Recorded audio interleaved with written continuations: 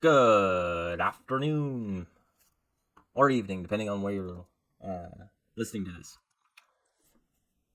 So, picking up from what we talked about Canadians' immigration um, feelings, or Canadians' feelings on immigration, I found this in the Financial Post. Apparently, they did a survey between 2,100 um, newcomers to Canada and came up with some surprising results, but mostly not so surprising results. So let's see. From the Financial Post, written by Namul Karim. Newcomers to Canada tone down expectations as they look to survive rising prices, survey says.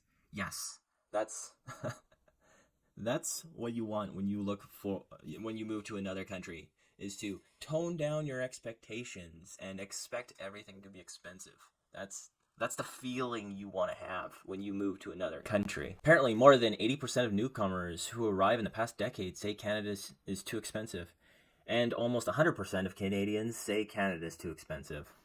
So, I guess let's continue. They're Canadians already.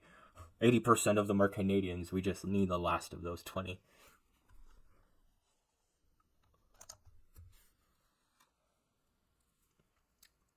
So they say more than 80% of newcomers who arrived in the past decade says Canada is too expensive to live as they try to establish themselves because of the employment crisis and the rising cost of living. So nearly half of that 2,100 people said that Canada turned out to be significantly more expensive, while 35% said that it was somewhat more expensive.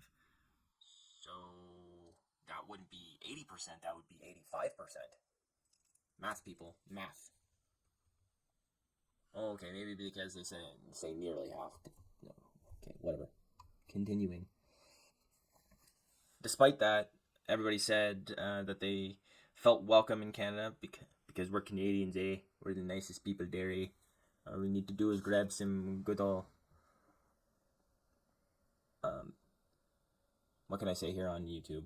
Maple syrup, and you'll be happy as well. You'll be the Canadian happy as well. There's no question that newcomers are at a degree of financial risk. That's greater financial risk of established Canadians, especially I believe international students, because they have to pay like an extra sum and more of like an entrance fee for the university than it is for regular Canadians. I think from what I talked to one guy who was taking his doctorate, he said like just to be an international student, just to apply, it was like $4,000. It was crazy. No wonder Canada. That's like Canada's largest driving economic engine right there, or economic fuel. So they had some polls down here that say they asked what matters to newcomers. Which of the following is most important to you and your family? And it looks like it was the rising cost of inflation and interest rates. Following a little further down the line with jobs in the economy. Oh, and I guess other includes healthcare, immigration system, crime, schools, education, environment, public transportation, homelessness, politics, travel. So apparently all of it, but that's a lot of other. The Financial Post just reiterates how important the population or immigration is to Canada's population growth, because we don't give birth to enough Canadians and our growing old people rate. Those seniors are getting up there in numbers and in years. This is the first time in which frequently measures the country's sentiment on different issues. So this company who did the survey, they frequently measure the country's sentiment on different issues, and yes, conducted a survey with a large number of newcomers to Canada with a bunch of questions, and they say that right here. in black and white and a little bit of blue. And apparently they say it takes an average of 20 months for a newcomer to become self-sufficient and able to cover their living expenses, such as housing, food, healthcare, and transportation without external support. So, let's go through some things they asked and what they came up with.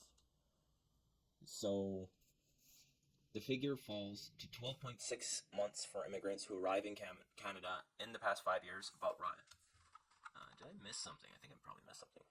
Here we go. It takes an average about 20 months for newcomers to be self-sufficient. That includes housing, food, healthcare, and transportation. And then the figure falls to 12.6 months for immigrants who arrive in Canada in the past 5 years, but rises to 25.1 months for those who have been in the country for 6 to 10 years. Okay, yeah. So that makes sense. So, newcomers and new ownership, they asked them that, and it seems like majority of them haven't had any new homes or bought a home or anything. 47% of them have not done that, but plan to. 7% have from 12 to 24, more than 2 years, 19%. Don't plan to, only 18%. So it seems like the majority of people who come here want to buy a home, which kind of makes sense. So about 31% of the respondents currently own the place that they live in, while the rest is either rent or live with family and friends. You're definitely like Canadians now. This increases to about 47% for immigrants who have been living in Canada for 6 to 10 years. Large said that's very low. It's a little bit counter to the narrative that all foreigners are coming in and buying our houses. Apparently, they also state that they asked whether they can afford $500 for an unexpected expense, and only 60% said yes, where Canadians said yes to about 75%. So, another question they had was employment for the newcomers. So, it looks here like what they asked was, what would you say are the main challenges you are facing in your job search? And it looks like the majority of what they're facing is the lack of Canadian work experience. That is every Canadian. When you leave school, every job is looking for like 1 to 2 years experience. Every entry level job. So hopefully you got somebody working in you know somebody, because the second most is recognition for foreign credentials and qualifications. Third, lack of references, professional network, 37-35. So I'd say the lack of references and professional network definitely influences the lack of Canadian work experience. So, and there's also how they feel, as 23% say it's Canada's application, interviewing, hiring process that's a challenge, and then 21% of it is discrimination. Well, come to Alberta, we'll take you. Work on the oil rigs for 3 weeks on, 2 weeks off, and we're all in the same boat there. You'll make some good friends up there. The survey also highlighted some of the more common problems that continue to hurt newcomers. The lack of Canadian experience is still the main challenge immigrants face during the job search, followed by employers' lack of recognition of foreign degrees and lack of references and professional networks. I agree with these foreign degrees, especially with doctors and nurses, yada yada yada. Like in everything, like you got to be trained in a new country's way of doing things, because we have most likely different equipment, like different ways. But if you're a doctor in your country, at least be like a nurse or a paid pre-med or something like that, and help out other doctors while kind of retraining. So do more of like an apprenticeship rather having go to school all over again, which is ridiculous. I couldn't imagine going to medical school for 4 years and then coming to in your country and then going to Canada, trying to live a better life, and then going to school again for 4 years. That would drive me nuts. But and like in trades too, right? Like you could live somewhere warm. Well, each country has their different codes, so yeah, of course you need to go to school for that. But in trade school, it's not that bad. It's like 12 months.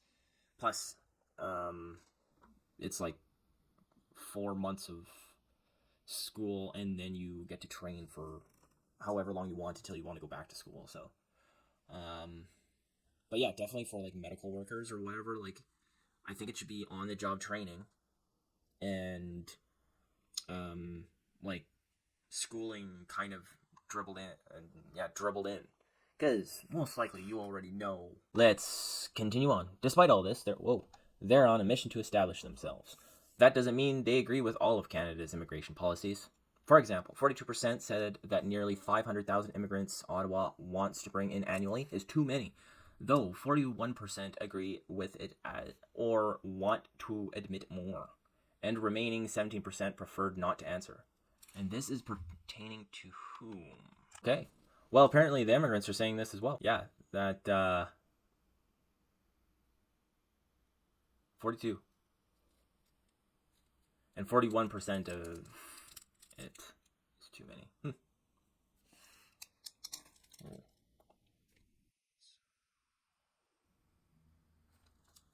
Okay.